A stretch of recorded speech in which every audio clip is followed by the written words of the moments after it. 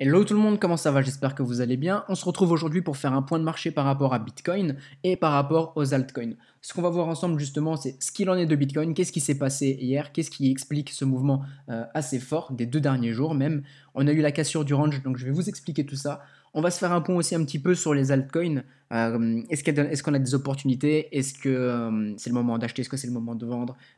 Quel risque prendre? Comment justement gérer son risque? Donc on va faire un petit peu un point par rapport à tout ça.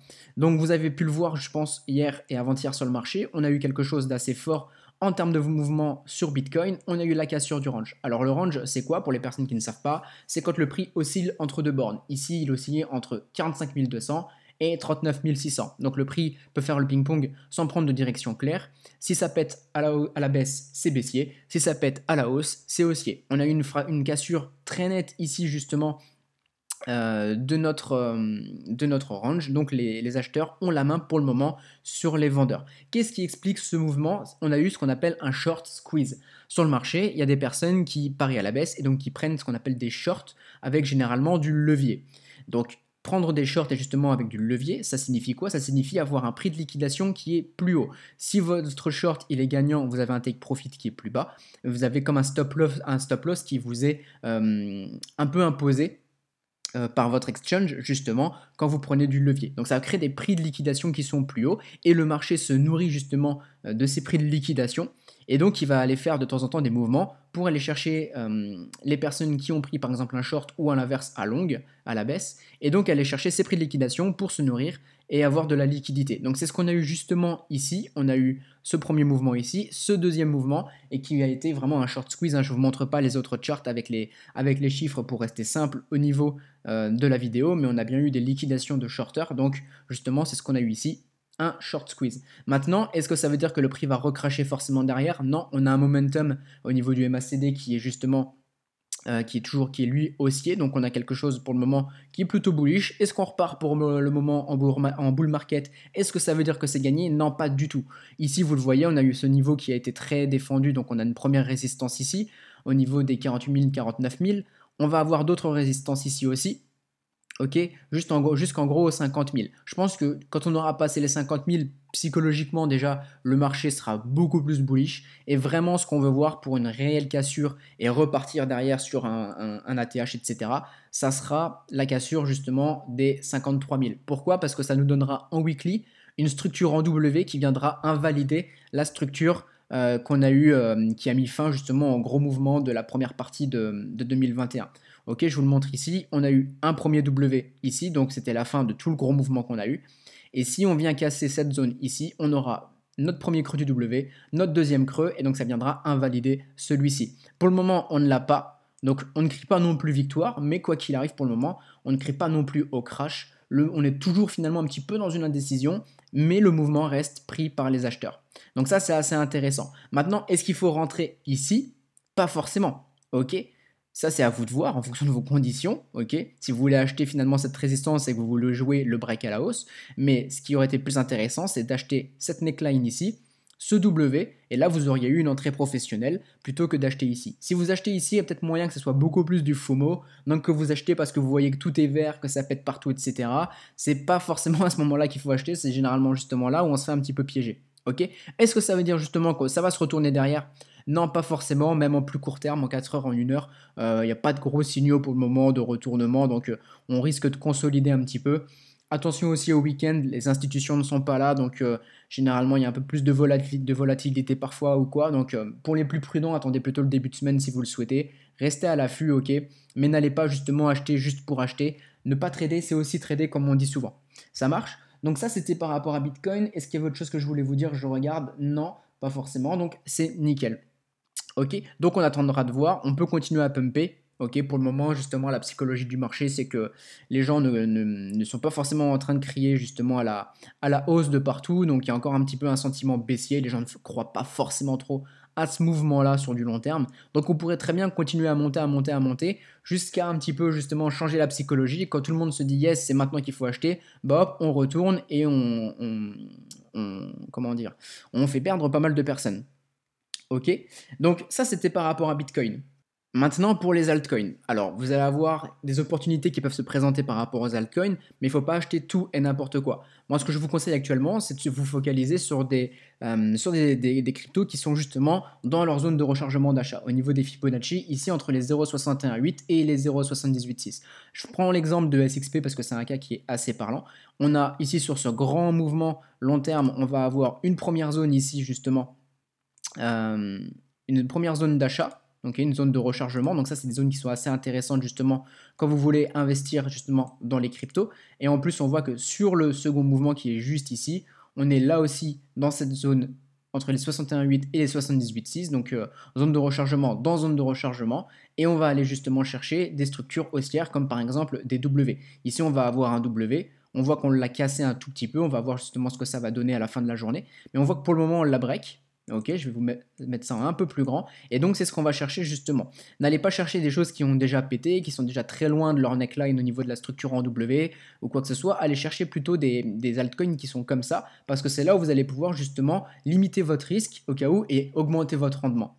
On voit ici, donc, on a bien la neckline qui est juste ici. On l'a brisé. Donc là, pour le moment, on a des signaux qui sont plutôt aussi au niveau de SXP. Est-ce que ça veut dire que vous devez forcément en acheter? Non, pas forcément. Je vous montre un exemple et c'est à vous de voir ensuite derrière, en fonction de vos conditions, en fonction de votre profil, ce que vous pouvez faire. Maintenant, c'est pas ce que je voulais faire, c'est ça que je veux, le texte. Quoi acheter exactement, quel capital mettre? En général, moi ce que je vous conseille, ok, c'est de ne pas mettre plus de 5% de votre capital dans un trade. Ok. Maintenant, aujourd'hui, on ne crie pas victoire sur Bitcoin, etc. Si Bitcoin se revautre un petit peu dans les prochains jours, les prochaines semaines, les altcoins, forcément, elles vont prendre cher. Et elles prennent toujours plus cher que Bitcoin. Ok. Donc, moi, ce que je peux vous conseiller de faire, c'est de faire ce qu'on appelle du DCA, donc du dollar cost average. Ok. Donc, on achète un petit peu actuellement parce qu'on voit qu'on a une opportunité assez sympa.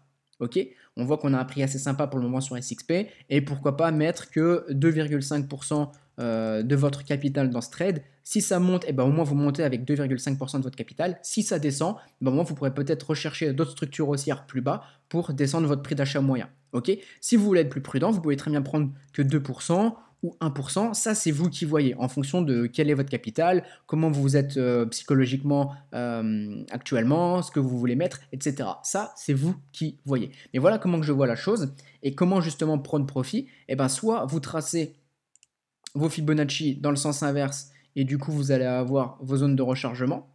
Ok, hop là. Donc juste ici, entre les 0,618 et les 0,786, ça marche. Donc entre par exemple ici pour le cas de SXP, entre les 3,64$ et les environ 4,12$. Ok. Soit bah, vous faites à x2, etc. Soit vous prenez 20%, 30%, ça c'est vous qui voyez, ou vous vous arrêtez juste avant ce premier niveau de Fibonacci, ça c'est vous qui voyez. Ce que je vous conseille aussi pour protéger votre capital, c'est de vous mettre un stop loss. Mettez un stop loss un tout petit peu en dessous de la structure. Par exemple, ici sur SXP, ça serait aux environs des 1,90$, 1,91$. Pourquoi? Parce que si le marché justement se retourne avec Bitcoin qui finalement a une structure beaucoup plus baissière sur les prochaines semaines, durant l'hiver, etc., bah, ça vous évite justement de lâcher votre capital et justement de le protéger. Donc travaillez toujours avec un stop loss quand vous êtes un petit peu dans la décision, etc., quand vous voulez protéger votre capital. Donc ça, c'est ce qu'il faut faire sur les altcoins. Chercher des altcoins qui sont dans les zones de rechargement, ok, qui ont des structures bullish par rapport avec, par exemple, avec les W. Ok, si vous achetez, si vous êtes quelqu'un qui achète justement les structures, et justement pouvoir gérer tout de suite votre zone de profit, un stop loss, histoire de tout sécuriser, et vous êtes tranquille. Ne faites pas de all-in, n'allez pas faire de gros FOMO en achetant tout et n'importe quoi actuellement, ok. Soyez toujours des personnes qui sont rationnelles, qui sont intelligentes, laissez le FOMO aux autres, c'est eux qui se font piéger. Vous, votre but, c'est d'acheter justement avant un petit peu tout le monde, ou mieux que tout le monde, quoi qu'il arrive. Ok, c'est comme ça que vous allez gagner, c'est comme ça que vous allez être durable sur les marchés, c'est comme ça que personnellement j'enseigne dans mes formations auprès des personnes que j'accompagne, donc c'est vraiment la meilleure manière de faire. Réfléchissez toujours comme ceux qui ont les plus gros portefeuilles plutôt que comme ceux qui ont les plus petits portefeuilles, et c'est même pas une histoire finalement de portefeuille puisque vous pouvez avoir un petit portefeuille et justement réfléchir intelligemment. C'est ce que je vous apprends à faire, c'est la meilleure manière de faire. Donc voilà, ça c'était par rapport aux altcoins. Donc soyez juste prudent, ok, limitez votre risque, n'allez pas tout acheter, sélectionnez. Vaut mieux partir avec un tout petit peu que vouloir trop mettre et finalement que ça se retourne derrière. Ok, donc voilà par rapport à tout ça, vous pouvez vous faire une petite liste justement de rechercher des altcoins, pourquoi pas, sur lesquels vous êtes déjà actuellement. Si vous voyez que vous avez un prix qui est plus bas que ce que vous avez eu, imaginons sur SXP, vous avez acheté, je sais pas, à 3 dollars et vous voyez que le prix il est à 2,40, bah vous vous dites, bah tiens, ça c'est intéressant, je vais pouvoir descendre mon prix d'achat sur en plus mon prix d'achat moyen, en plus sur quelque chose où j'ai des signaux haussiers, donc ça reste intéressant. Ok, voilà un petit peu comment faire. N'allez pas forcément acheter des shitcoins maintenant, restez sur ce qui a bonne réputation, une bonne fonda, des bons projets comme ça derrière au cas où, bah voilà, sur du long terme, ça reste toujours intéressant. Mais voilà comment faire. Donc, Bitcoin actuellement, pour résumer, pris par les acheteurs. Donc, on est sur quelque chose d'assez intéressant. On peut peut-être continuer à monter. Je pense que on va peut-être continuer à osciller aujourd'hui sur les prix où on est. Ok, sur un petit range comme ça en 1 heure, 4 heures. Mais quoi qu'il arrive, on n'est pas en train de crier au crash actuellement. On ne crie pas non plus victoire actuellement. On va voir ce que nous réserve le marché. Et au niveau des altcoins, gérez bien votre risque, regardez ce qui est dans les zones de rechargement d'achat, regardez les signaux haussiers, les structures en W, et ça sera intéressant. Donc voilà par rapport au marché. Pour les personnes qui le souhaitent aussi, justement, qui voient Fibonacci, qui voient les structures, qui voient les necklines, qui ne savent pas trop ce que c'est, je viens de sortir une formation qui est uniquement dédiée à l'apprentissage de l'analyse technique, où je vous explique tout justement sur comment faire. Que vous soyez débutant, intermédiaire, ça va vraiment vous apporter énormément. Donc je vous laisse aller voir la page, je vous la mets en description de toute façon dans la vidéo YouTube.